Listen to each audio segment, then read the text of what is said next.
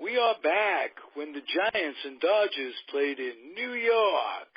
I'm joined by my co-host, Peter Trunk, and a returning guest to these airwaves. I'm going to let Peter say hi first before I introduce Ron. Hello to everybody. How are you? Good to be here. All right. Good to at good my to have age. you back. At my age, it's good to be anywhere. Absolutely. And I'd be laughing harder if we didn't have the exact same age. Original baby boomers from 1946. And you're a baby boomer too, Ron Rabinovitz. Would you... 1945. 1945, you've got us beat. So we always respect our elders around here. We're going to... we'll start with that premise. Welcome back, Ron. You've been on the airwaves before. We did an interview, we were talking off air, easily the most compelling interview I ever did about one of my heroes, and everybody's hero in baseball and life, Jackie Robinson. And your life's work basically is to keep the memory of Jackie alive, his accomplishments, what he went through. And it was a terrific interview. And, thank you so much. Yeah, very appreciative. It can be found on our website, comfortablyzonedradio.com. And if you go to the pages, you'll see number 42. And my philosophy was if baseball can retire number 42 permanently and once a year everybody in baseball wears number 42, I could give Jackie Robinson a page on number 42. Because in essence, it seems that every interview I do always comes back in some way to Jackie. I don't know. And it doesn't have to start out being a Dodger interview or a Jackie Robinson interview. I mean, it's always something. So he got a page in it, and I really appreciate the interview we did. We wanted you to be back because I'm going to let Peter say we've had 3 or 4 different shows with different guests, Brian Parrott, Harold Parrott's son, and a number of other folks, in addition to Peter's observation of the recent Ken Burns documentary and how the stories we get from Mr. Parrott, all that's been written, a lot of conflicting stories about whether or not Pee Wee Reese actually in 1947, or was it 1948? Was it Philadelphia? Was it St. Louis? Was it Boston? Did he actually go up and hug Jackie in the middle of a game, or what happened? And Ron, when you were a kid, Jackie Robinson was like, I'd say a buddy, not a big brother, but a pal to you. You were friends. You were. Talk a little bit about that and address the Pee Wee thing, if you would be so kind. Well, you know, I grew up in Sheboygan, Wisconsin, and my father was colorblind. He was very active in civil rights, and he used to tell me stories about Jackie. And he said to me one day, Ronnie, he said, how would you like to meet him someday? I said, boy, would I love that. Well, unbeknownst to me, he wrote Jackie a letter and told him how much I admired him. And Jackie wrote back with an autographed picture, and he said next time the club's in Milwaukee playing the Braves, he'd love to meet me. At that time, of course, the Atlanta Braves were the Milwaukee Braves. So we went to a Dodger Brave game in Milwaukee. And Ralph and Peter, it was the first ball game I was ever at that I couldn't wait for it to end because I knew what was going to happen afterwards. And we went down to the locker room and waited for him to come out. And there were many kids there waiting for autographs. When any player came out, they all ran. I just stood there like a soldier. I was waiting for one guy. When he came out, I ran up to him with about 50 other kids looking for autographs. I said, Jackie, I'm Ron Rabinovitz. Do you remember me? And he says, sure I do. My dad's standing over my shoulder, and he says, sure, Jackie, with all the letters you get, the thousands of letters you receive, how can you remember? And he says, no, I remember your dad wrote me on lawyer stationery. My father was an attorney. And he said to me, keep in touch. And I said, my God, he wants to hear from me again. So we went back to Sheboygan, and I wrote him a letter. And I says, Jackie Robinson, Stamford, Connecticut, no address, no zip code. And he wrote back, Ron Rabinovitz, Sheboygan, Wisconsin, no address, no zip code. And, of course, our letters both reached each other. And we had many times we got together in Milwaukee and had dinners and luncheons. And we every time the Dodgers would come to town, we would spend, if it was a weekend series, my dad would see to it we stayed at the Schrader Hotel in downtown Milwaukee where the Dodgers stayed. And we'd go to the evening game on Friday night, and the Saturday and Sunday afternoon games. And, of course, when the games were over, the Dodgers were in the lobby and hanging around, and we would have lunch with him or in the coffee shop or dinner. And one particular time, it was in September, it was my 10th birthday, and Jackie hit a home run. And we always got seats on the third base side, which was by the Dodger dugout. My dad always saw to that. And as Jackie was rounding third, he waved to me like that one was for you. And that night, wow, we had dinner in Milwaukee, and I had Jackie Robinson at the table singing happy birthday to me. I mean, it was probably the greatest birthday I ever had. I mean, it was just crazy, you know. So, and of course, I met Jackie in he was either 53 or 54. So it was near the end of his career. So right. When he retired in well, first of all, you know, he used to always play second base or third base. This one particular day, he was playing left field. And a line drive went by him and rode all the way to the fence. He missed it. And that night we had dinner with him, and I said, Jackie, that was a tough place. It's tough heck. He says, Ambrose would have had it. Sandy Ambrose was a fast left fielder. And he says, Ronnie, I'm going to tell you a secret that no one else knows except my own family. He says, I think next year is going to be my last year in baseball. And he said, my legs are gone, and if I had to do it all over again, I probably wouldn't have played in all the sports I did. I'm sure you guys know that he was a tremendous athlete at UCLA. He was an All-American in football. He was an All-American in basketball. He broke the world's record in the broad jump and track, and he played baseball. He was the only athlete to letter in 4 sports at UCLA.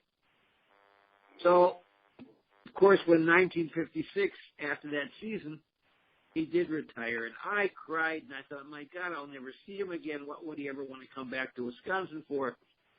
And I wrote him a letter. I told him how sad I was, and he wrote back, and he said, my own son, Jackie Jr., was sad, and he assured both of us that everything would be okay, and in fact it was, because he did come back to Wisconsin many times. He was very active with an organization called the National Conference of Christians and Jews. He also came back for sports banquets and other functions, and he would let us know ahead of time, and we would spend either the afternoon, the evening, or the weekend with him, whatever it was. So our friendship lasted almost 20 years up until the time he passed away in 1972. By which time you were an adult, and I was. Can you talk about some of the adult interactions that you had?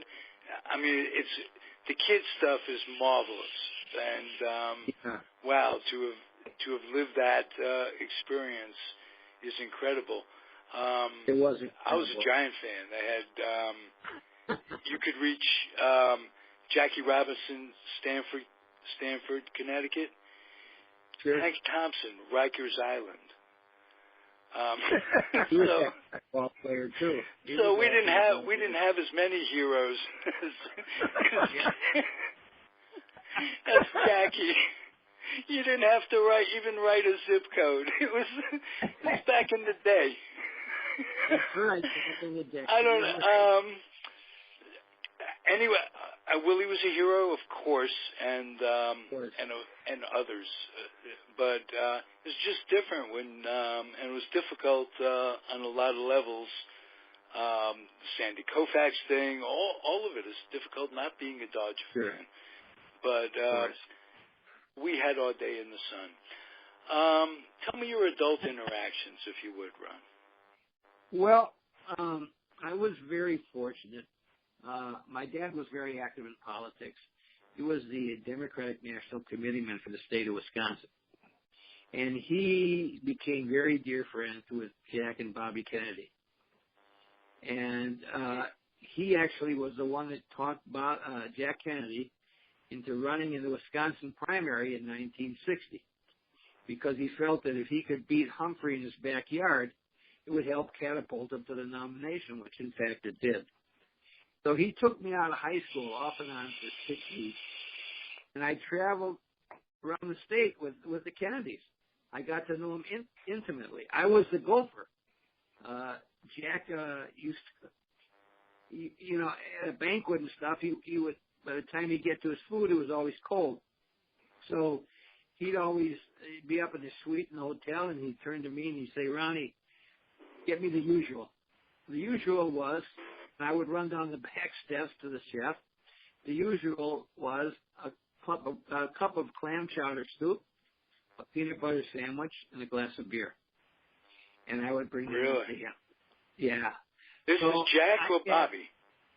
This was Jack. Yeah, this was Jack. Matter of fact, Jack stayed at our home one night, and Bobby stayed at our home one night, before he was president, of course. But, so I had, besides my father, who was a tremendous hero of mine, I had two heroes. One was called Jackie, and one was called Jack. And, Jackie Robinson was a Republican. And, of course, in a lot of the sweet letters he'd write to me, in the middle of the letter, he'd say, "By the way, tell your dad Kennedy can't make it, or Ike has changed me a Democrat," and he'd throw in politics. And then he'd say, "I don't know why I brought that up. I guess it's just my way to say hi to your dad." Well, you know something? That's incredible, but I want everybody out there that doesn't know it. We three know it. But those were the days when a Republican was just a little to the right of a Democrat who was just a little to the left of a Republican. Right. It's not the way it is today. Which is totally different. Right. Exactly. Rock, a magnanimous man who gave back in life. Yeah. If he was alive today, he'd probably be a Democrat. But absolutely. If Nixon were alive today, he'd probably be a Democrat. Probably. So, by the way, I don't know if you heard, to go off the subject, Ted Cruz pulled out tonight. I don't know. I did. Like his father should have. Yeah.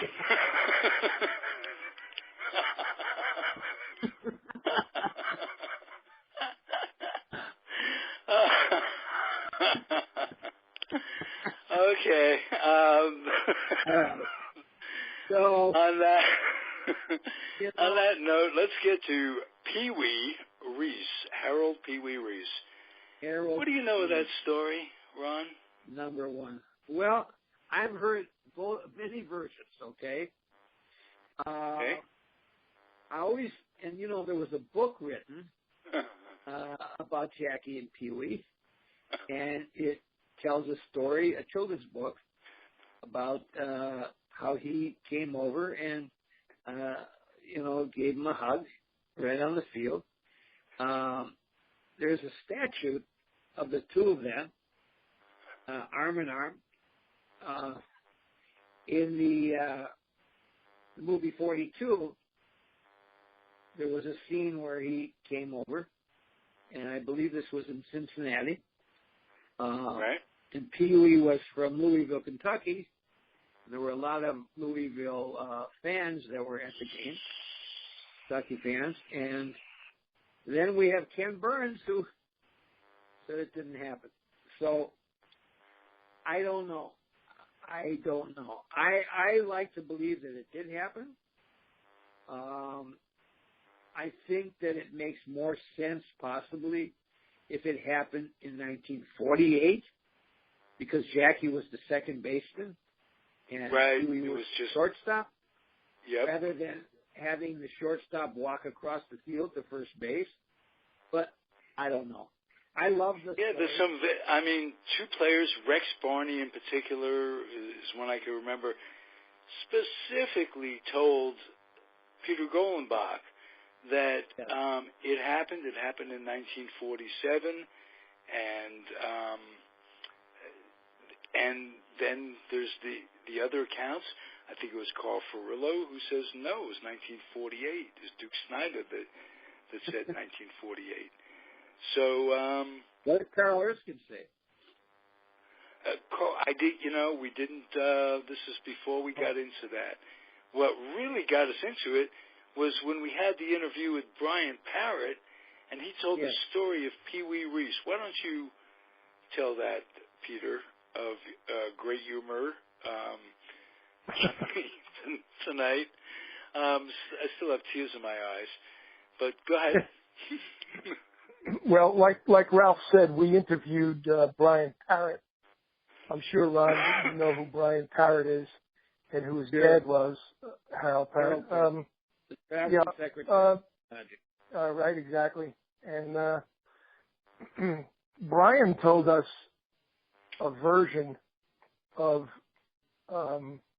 not only Reese draping his arm around Jackie in Cincinnati in 47, but he also told us a fascinating story about how Pee Wee Reese told Brian, that his dad, Reese's dad, took him to a tree in Louisville and showed him the tree where they lynched black men.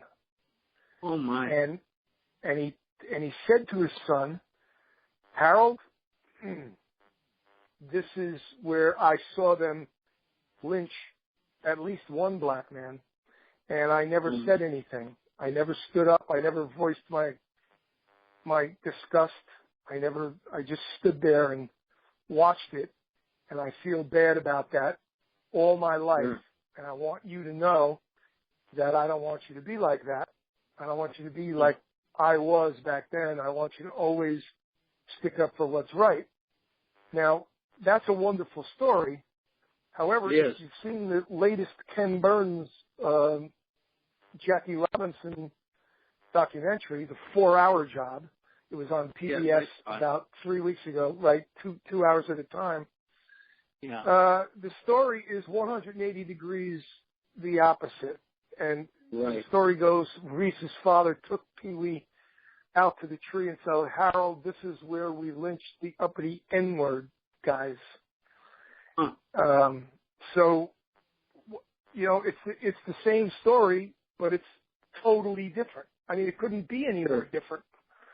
And it couldn't be any more the same than he described it the night before that documentary came out. And Peter, you called me, and it was just incredible. You described it to me just like you did there. It just amazed me because I heard the tone of the story the first time and how nice it was, bring a little tear to your eye, and then the second way it was told. So either way, Pee Wee, you have to say, is overcoming an awful lot. Peter and I both agreed that I'm more likely to believe it was the second way, the way it was described in 42. The negative one. The negative one. Not because his dad was any more of a jerk than any other, than your average run-of-the-mill Southern cracker in 1947. and you could say 1997 or 2016. Right, exactly. If you want to go overt and covert, but that's another story. And I'm not a sociologist, but I play one on the radio sometimes, so it comes off that way. It's a fucked up world. I'm sorry to have to say it that way. It's just horrible how little we've progressed, how a man like Trump, who, I don't care, pick your nationality, stop the presses, change the labels, continue on, and it's the same thing. Trump can classify a bunch of human beings of Mexican descent who do so much for this country and the price of food and what have you, and the way he does, and run for the president, get the nomination of a major party for the president. Right. So 48% of the people are going to agree. If he loses by a landslide, half the people on the subway would have voted for him. It's disgusting. Yeah. It's sad. And the drumbeat of the Republican Party isn't Trump. He's just echoing it when he used to say about Obama, a birther. It's just a polite way of saying the N-word. Or Wisconsin Governor Scott Walker says, I don't know if he's Christian. That's just a polite way of saying the N-word. So I agree. It's different today. It's not as it's slide. It's slipperier. You know what I mean? Yeah. PC. It's rhetoric. It's a wink and a nod. It's and mostly, I got to tell you, it's learned. It's festered by the major religions, and when they get together, and the clannishness of all of them, they're all ridiculous, and they all preach hatred in one way or the other. If they don't do it overtly, again, it's covert, and it's a wink and a nod, and it needs to stop. Pretty sad. Yeah, terrible. Pretty sad. It's terrible. It's terrible. But I will say this, as Peter so beautifully put it, we are much better off. God forbid something should happen and Trump does get elected, much better off than if Cruz got elected. I'll tell you that. Yes, Cruz absolutely. is dangerous. Trump's just a pumpkin. We had a Reagan. He'll get some good advice. I don't think he's a mean man. I don't think, and I think his ideology is not that far removed from Mrs. Clinton.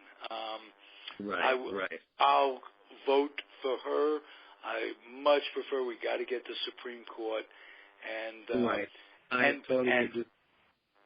but you know what? Even whoever the president is, and whoever he or she appoints to the Supreme Court, that can come back and surprise you.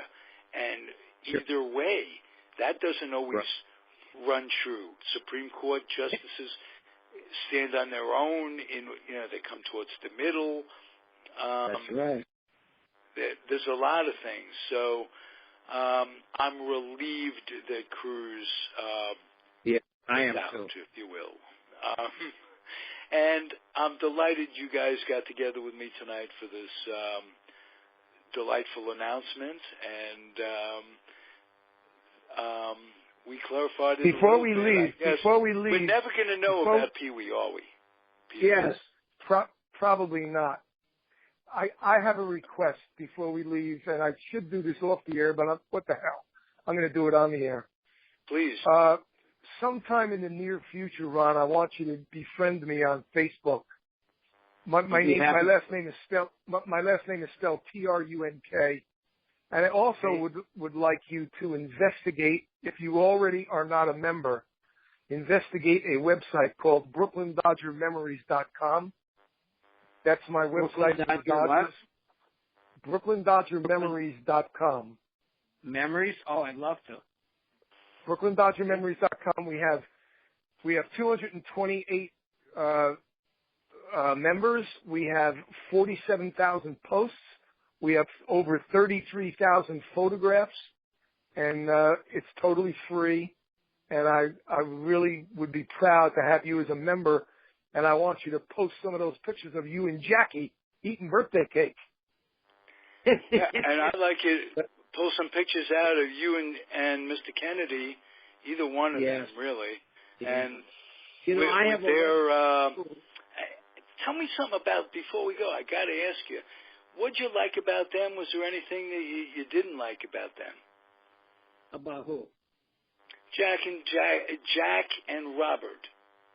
I love them. I love them. I okay. Understand.